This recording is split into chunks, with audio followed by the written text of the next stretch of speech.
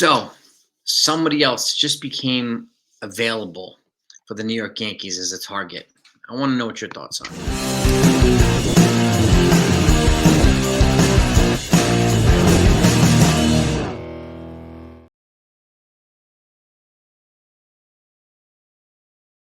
So, Yankees played Royals later, right? And Max Fried's on the mound. Something to look forward to. But I wanted to get this out to you right now.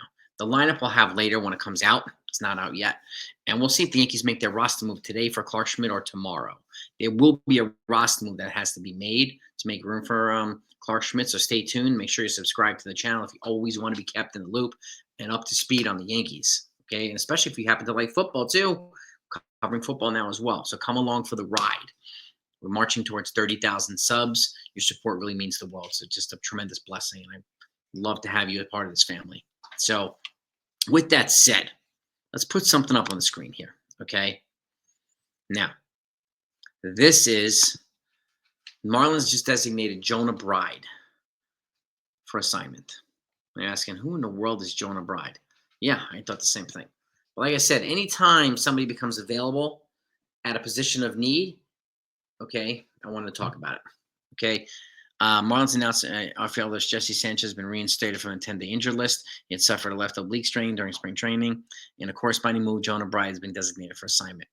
Okay, in a somewhat surprising decision, Bride seemed to have a decent breakout with the Fish last year. Acquired from the A's in February of 2024, he spent much of the first half getting shuttled to AAA and back, but was in majors for most of the second half of the season. He eventually got to 71 big league games and stepped to the plate 272 times. He hit 11 home runs and drew walks at a solid 11% clip, while keeping his strikeouts down to a 20.2% level. Now, just a little a little background information on Jonah here, and a little bit more. Okay, he only has 522 career Major League at bats, but he's also in his third year of pre-arb. Okay, he also has 3 years of arbitration afterwards, so he's not going to be a free agent for until 2029. He hits righty and he plays third base. Kind of checks two boxes for the Yankees. Now, he doesn't have the pedigree or the offensive prowess of a Nolan Arenado or some of these other guys that might be available that we don't know. And I know a lot of fans are wondering why the Yankees aren't trying Ben Rice at third base. I understand that too. Okay. But this guy's already got experience as a third base, and Ben Rice is not a right-handed bat. And they keep saying they're looking for a right-handed bat. So why are we pushing for Ben Rice at third base? Okay. Yes, there will have to be a decision that's going to have to be made at some point when Giancarlo Stanton comes back, as long as he keeps performing as well as he's performing. Make it as hard for them as possible. So that's a good thing. And he's also on the cheap. Okay. But this is, again, a cross-controlled infield player who hits right-handed, 29 years old, and he's got 4 years of control until he's a free agent. And right up the Yankees' alley. And again, he also plays multiple positions in the infield, so he could provide some versatility once George Lombard is ready. Maybe he can move to another spot in the infield. And it really depends on who the Yankees get moving forward as well. If George Lombard takes over at third, right, and in a couple years, and if Jazz Chisholm doesn't get extended after 2 years, you can move Jonah the second. Volpe stays at short. George Lombard's at third. And then whoever does that first base, whether it's Munetaka Murakami or somebody else, one of our own guys, right? TJ Rumfield, Spencer Jones, we don't know. Okay. This provides some versatility for the Yankees. Again, it's not my first pick. Everybody knows my first pick for third baseman, but he's not a righty and he's not available. And that's Brendan Donovan. Okay. But I would be fine with Nolan Arenado, but he comes with a high price tag. He's got, 3 years on his contract left. So does that block other guys? We don't know. But he could also be moved to first base once George Lombard is ready too. He's an elite glove. He's going to go. He will be a Hall of Famer. Okay. So, but this is another option that just presented itself and just came out a little bit ago. So I wanted to get this out to you. But I want to know what you're thinking. There's many options that are out there. And the other problem is, like, right now, we don't know who might become available in a couple months at the trade deadline, right? There are a couple guys that we want to become available, like Ryan McMahon or Donovan, a couple of these other folks, but they're not available yet. And we don't know if they're going to be available. And again, none of these guys are righty. So if the Yankees are dead set on a righty bat, Here's a righty bat. Okay, and again, pretty solid home run percentage, pretty solid strikeout rate, pretty solid walk rate, which is what we're looking for too. So it's contact. The question is, can James Rosen do anything with him if he comes here? And again, but he's DFA too. So if he doesn't accept this assignment, then he can become a free agent, right? If he does, then he does. So that's the other part of this puzzle as well. We don't know if he's going to become trade bait yet. He just got DFA'd. So in DFA does not mean you're released. So the player has options in a DFA. The released, they do not.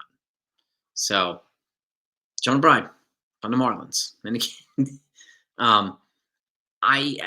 I do think, I want to see James Rosen do. And I'm impressed with what he's doing with Ben Rice, and Jason Dominguez is kind of coming around after a slow start, and he's kind of finding his way as well. Austin Wells has been doing pretty solid. Paul Goldschmidt's fantastic right now. So I'm liking what I'm seeing with a couple of guys. But can he work his magic as often as Matt Blake does in the bullpen?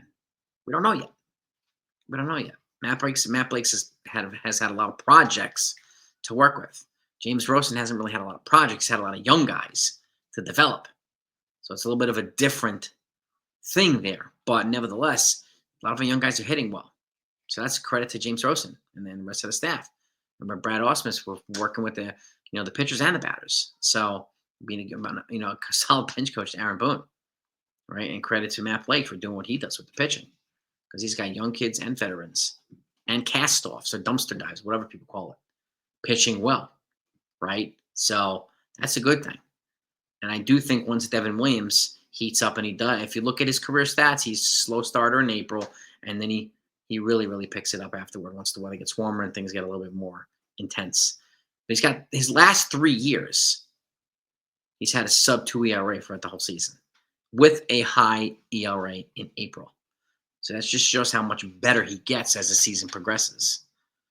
So I think he'll be good. And there's some chatter about, I don't know where it's coming from. Well, it's coming from BS Mountain, which is Twitter right now. So that they're looking to move on from him and bring in someone else like a Ryan Helsley or something like that. What? Why? For what? Right? I don't understand that logic. We're 2 weeks into the season. Why so many people are panicking and overreacting? For what? We get the same folks that are doing the same thing with Juan Soto right now. What's the point? It's 2 weeks into the season. Okay? So he'll be fine, Juan Soto, just like Devin Williams will be fine. Okay? And then it's nice to see Juan Soto, coming around and, and experiencing what he's experiencing as a Yankee fan, right? You want him to not do as well with the Mets as he does the Yankees, but he's a star player. He will do well. And the fact of the matter is, people keep asking why he keeps bringing him. Well, they keep asking him. It's not like he's going around and I need to be heard. I need to say something. No, people keep asking him the same questions, so he's going to answer them because he's a pro. He's not looking for people. He's not like he's tapping people, like, let me tell you something. He's not doing that, right? So, and he's giving an honest take. Yeah, there is no better hitter on the Mets than Aaron Judge. Okay? The Mets do not have somebody as good as Aaron Judge. They don't. Period. Most of baseball doesn't have people as good as Aaron Judge. So, but it doesn't make Alonso any less of a good player on the right-handed side. He's good. Doesn't make Soto any less of a player. He's good too. So, but back to the major point here. Another third base target emerges for the Yankees. Will they look into it? I have no idea. Should they look into it? Maybe. Okay.